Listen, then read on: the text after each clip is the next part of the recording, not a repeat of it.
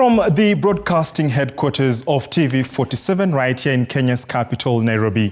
Good evening and a very warm welcome to the Daily Report right here on your favorite channel, TV47, the fastest growing TV station in Kenya and the home of untold stories. My name is George Maringa. I'm very delighted to be back. It had been a while, but indeed, as always, every Monday we bring you the Daily Report. The wonderful Catherine Simaloy is on sign language interpretation tonight.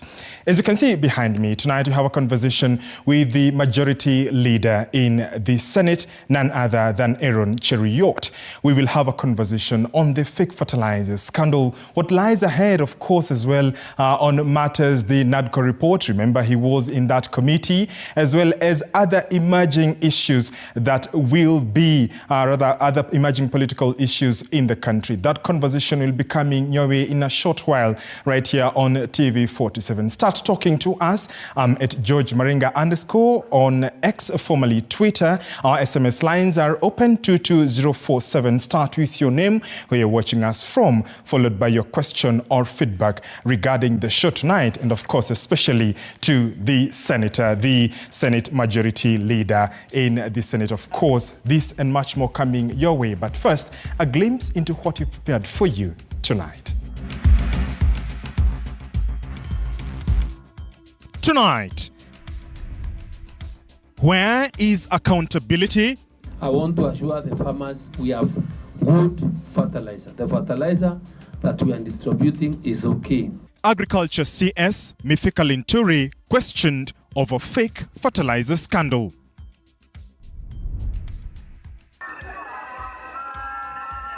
Healthcare workers under UHC program stage demo in Nairobi with services in public health sector paralyzed in totality. And also tonight, we shall continue to evaluate the evidence that the prosecution is relying on. DJ John Falme off the hook in DCI officer Felix Kosi's murder as state picks him as state witness.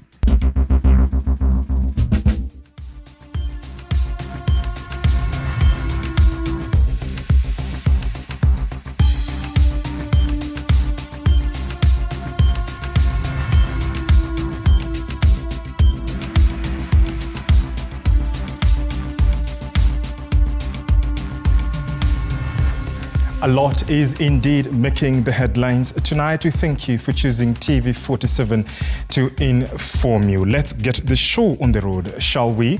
And the probe into the distribution of fake fertilizer is picking pace, with President Dr. William Ruto breaking his silence into the latest scandal, putting the country's food security at stake, as he warns that stern action will be taken against individuals found culpable, revealing one firm among the 4 contracted in the supply and distribution of the subsidy fertilizer program.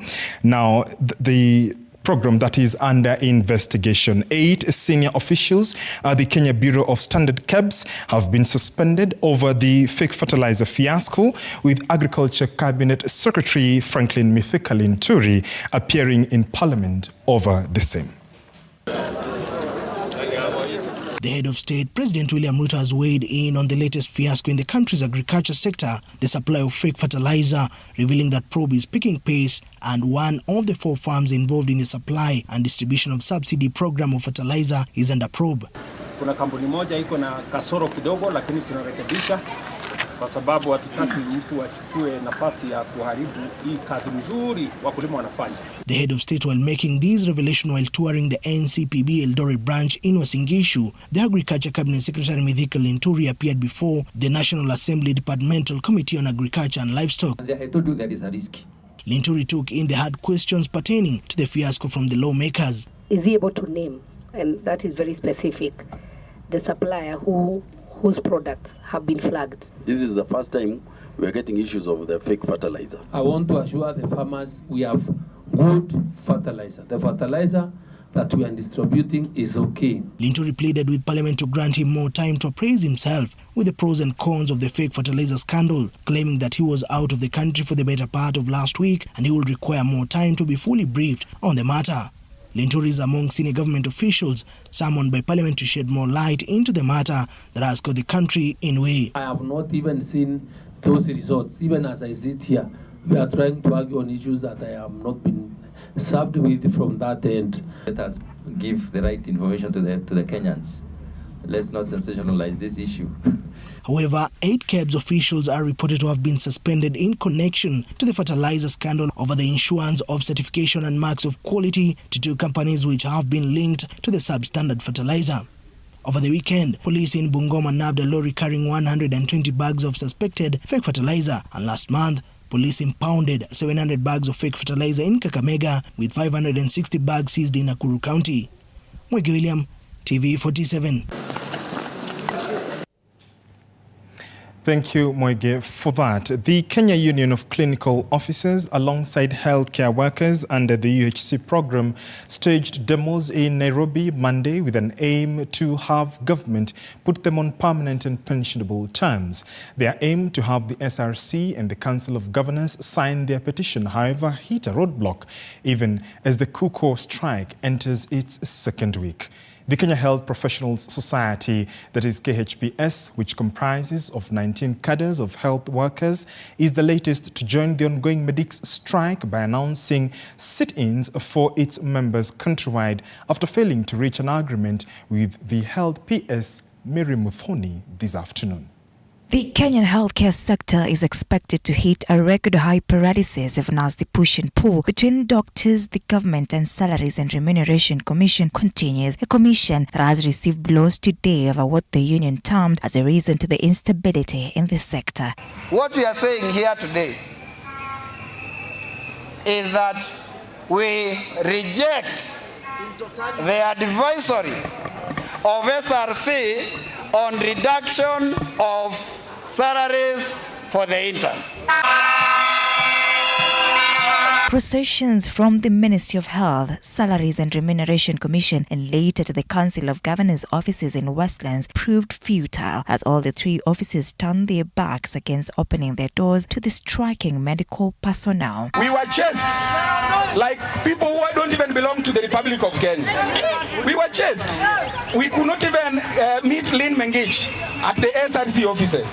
Now we are here at the Council of Governors. We are moving from one office to another.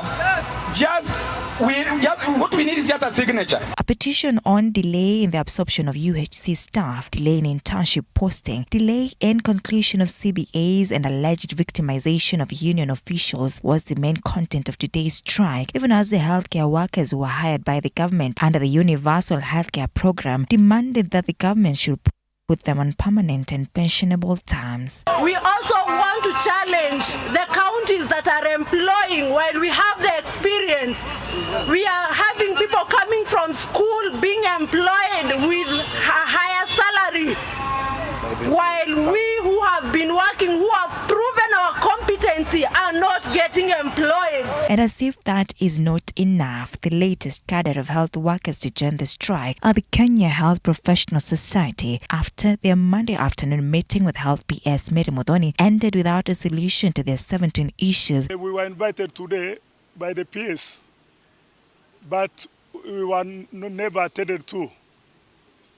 The PS was here, the CS was around, none of them saw us. So today we are saying we want the Ministry of Health to prioritize employment of these other 19 cadres that have been left in limbo and left out to fight on their own. Our members from Kenya Health Professional Societies, they are continuing with the sitting in, they are not going to work, starting from funeral homes in this country, Nairobi, across the 47 county governments. The Kenya Medical Practitioners, Pharmacists and Dentists Union KMPDU are also slated to hold demonstrations tomorrow as Kenyans continue to bear the burden of this deadlock. Ann Odida, TV47.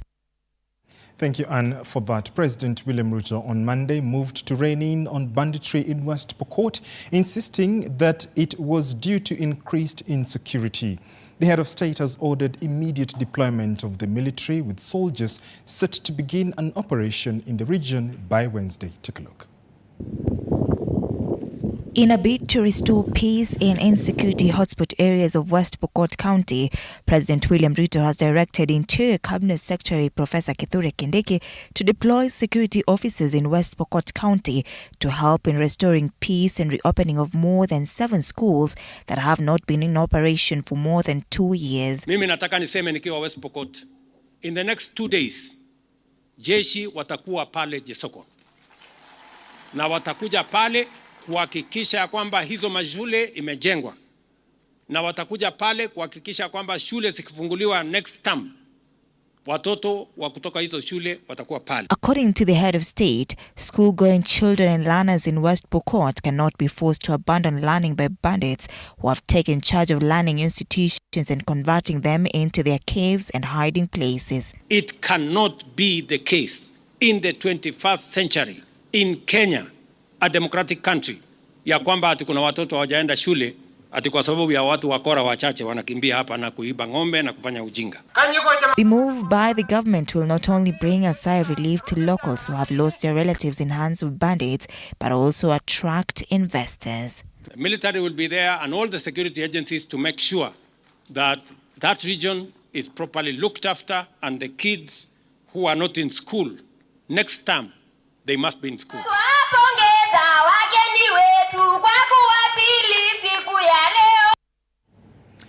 Now, the Director of Public Prosecutions has dropped the murder charges against Joseph Mwenda alias DJ Jom Falme regarding the death of Kabete Police Detective Felix Kosi.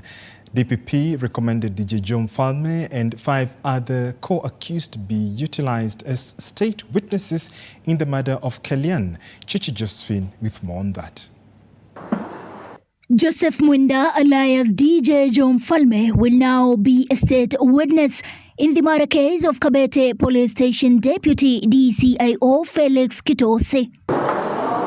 In a ruling on Monday, the court declared that Mwenda and 5 other co-accused persons, including 3 police officers, will now be considered state witnesses.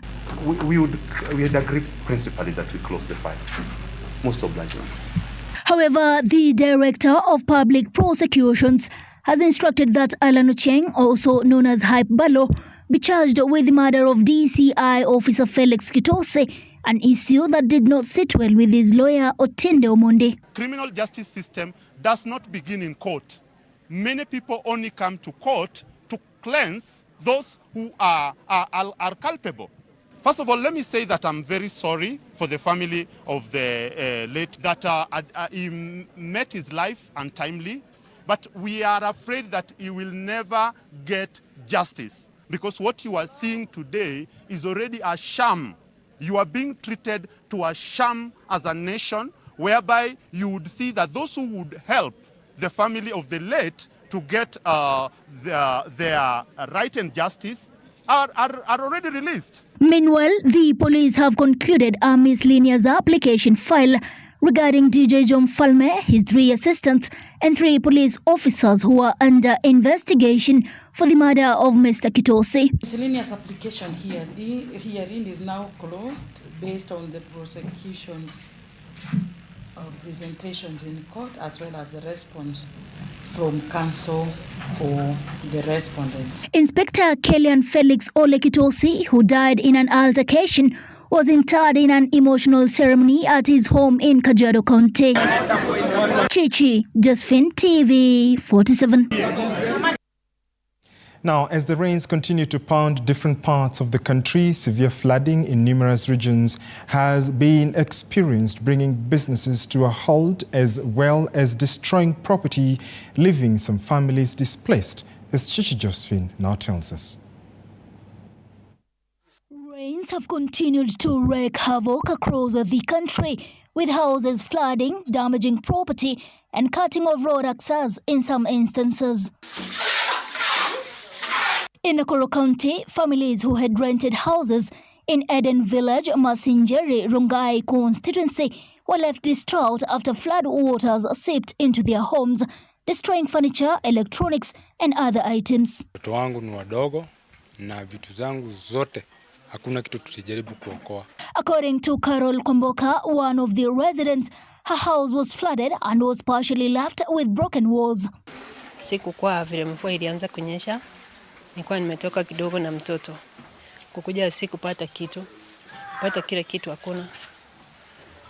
Vitabu ya mtoto, manguo, viti, ilikuwa zimeenda kila kitu. Na naomba Mungu ya kwamba mtu mwenye anaweza kuwa na usaidizi yote ya kifedha, chakula na mambo mengine, naomba atusaidie. Kwa sababu hatuna mbele kwa sai wala nyuma. Ile ngozi kwa mwili ndio tuko nazo paka sai. In Busia County, residents in Butula sub-county are counting losses after the ongoing rain destroyed their houses, including a church, leaving them blank of the next action. Mvua ilianza jioni kitu saa 11:30 hivi, na mvua ikaanza kunyesha na ikang'oa miti. Kung'oa miti ikangukia nyumba. Sasa vile iliangukia nyumba tukashtuka. According to Christine Barasa, one of the residents whose house was destroyed by a tree, she was caught unaware together with her children. Sasa vile mvua ilianza ikakuja na upepo nyingi, nikashindwa lile la kufanya. Kuzutukia nilisikia tu kitu kama inakuja tu kama mbomu. Kuangalilia kwa dirisha ninaona miti zimeanguka, nyumba imefunjika. A few meters from the destroyed houses is this church, which was not spared by the heavy downpour coupled by raging wind. Pastor Vitalis Ouma and Bishop Francis Musebe narrate the ordeal. Mvua ilipoisha, nikakuja hapo na washirika wachache pamoja na mke wangu.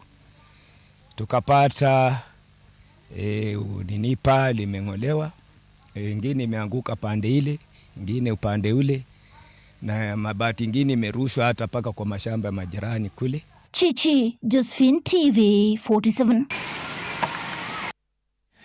The Senate Committee on Agriculture, Livestock and the Blue Economy now wants the government to compensate farmers who bought fake fertilizers immediately to enable them replant. Led by their chairman, Kirinyaga Senator Kamau Murango, they said that supplying fake farm inputs is equal to economic sabotage and the government should take severe action on those who supplied the fake input. As rains descend across different regions and farmers gear up for planting, the Senate Committee on Agriculture, Livestock and the Blue Economy are now urging the government to compensate farmers who received fake fertilizers from the government depots. Lazima tuhakikishe wale watu wote ambao wamepata hii fertilizer gushi, they've been compensated not with money but with the light fertilizer immediately. Kabla hatujaenda kukopa zaidi, tulipe ndani ya fertilizer ambao wakulima alichukua ambayo ilikuwa sawa. The committee members speaking at the Embu Talent Academy, where they conferred with a group of affected farmers alongside their leaders, asserted that the distribution of counterfeit farm inputs amounts to economic sabotage, warranting stringent actions against those responsible. Tutafika pembe zote za Kenya, wanaohusika kulaghai wa Kenya mbolea na pesa zao lazima wakamatwe. Farmers expressed their dismay, noting a foul odor resembling strange chemicals emanating from the fertilizer packages. Mimi nilijua fertilizer ni mbaya wakati nilikuwa naenda kupanda, juu nilikuwa nimeita watu wa kazi tuende tukapande kwa shamba. Kufungua fertilizer nikakuta sio fertilizer, ni mawe na manyua imewekwa huko ya buzi. Hiyo ndio ilikuwa fertilizer. Felix Nyaga, an official of the Northern Gariama Coffee Growers Cooperative, reported that his organization purchased 1,080 bags of fertilizer in January.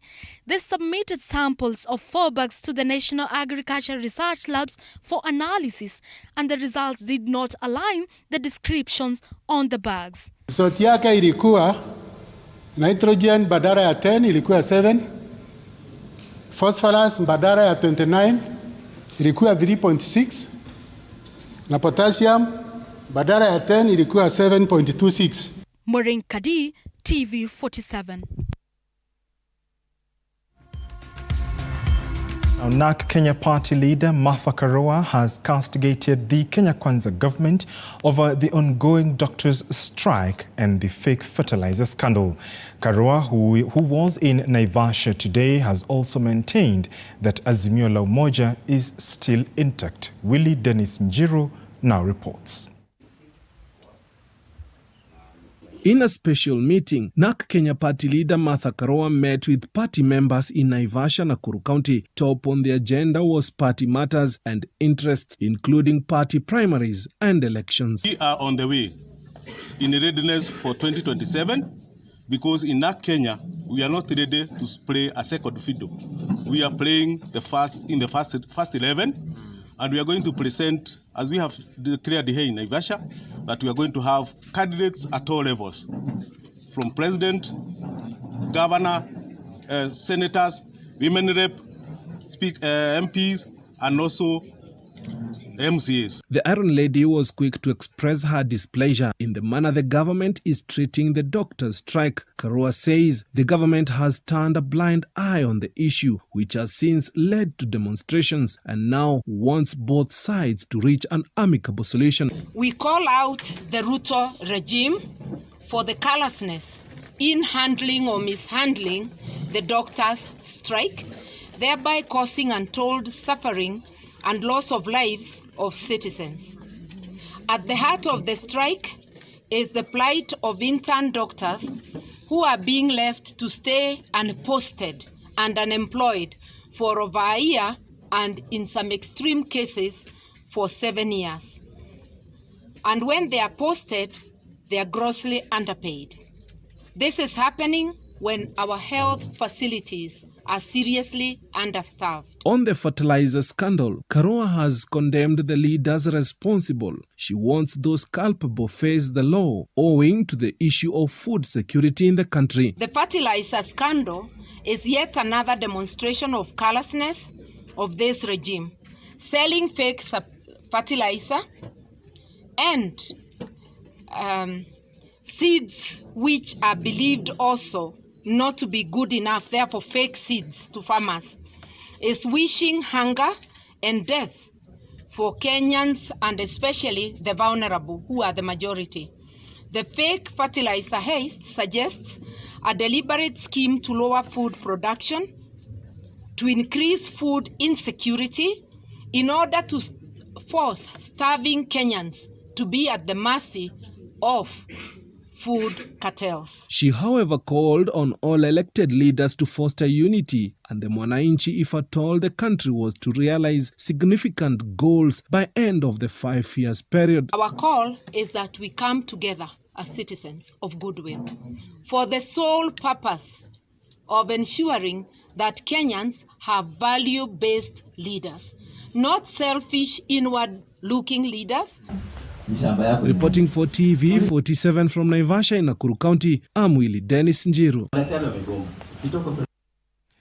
Thank you, Willie Dennis Njiru, for that report. Of course, NAK Kenya party leader Matha Kenya in the press statement today, and I quote, calling out the Ruto regime for the callous mishandling of the doctors' strike, causing untold suffering and loss of lives.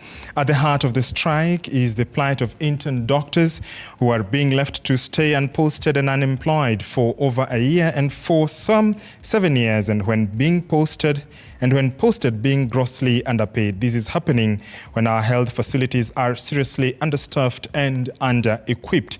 It is unconscionable for the regime to continue splashing taxpayers' money on non-essential luxury items to enhance a pampered life for a few. That is the statement by NAK Kenya party leader Matha Kenya, and where the party leader winds up by saying that we have residue power as citizens and the power of the ballot to address this serious deficit of leadership that is emanating from the press statement, the press conference that NAK Kenya party leader Matha Kenya held earlier on in Naivasha, Nakuru County. To the coast, where the man at the center of the recent revelation of an apparent saga allegedly involving the Kilifi governor and a corruption deal turned sour has been arraigned in court after his arrest last evening. Jimmy Charles Mori, who allegedly published information on a Facebook account, namely, quote, Muriithi wa Lucy, claiming that Ms. Lois McKenna swindled Kilifi County Governor Gideon Mung'aro 200 million shillings of ill-gotten wealth. Muriithi appeared in Mombasa Law Court before Senior Resident Magistrate David Othiambo, who directed that Muriithi remains in custody for 2 days, after which he will be released on a bond of 500,000 Kenya shillings with one surety of a similar amount. The accused person will also undergo a mandatory mental checkup. The case to be mentioned on Thursday 11th, where further directions will be given. Require the accused person to be held in custody for some time. The prosecution has not stated how many days they require. In the circumstances, I would direct that the accused person to be remanded at the police station for 2 days, after which he will be released on a bond of 500,000 with one surety of similar amount. His person to be taken to the hospital as and when necessary. Mention, come back here on Thursday. That's all we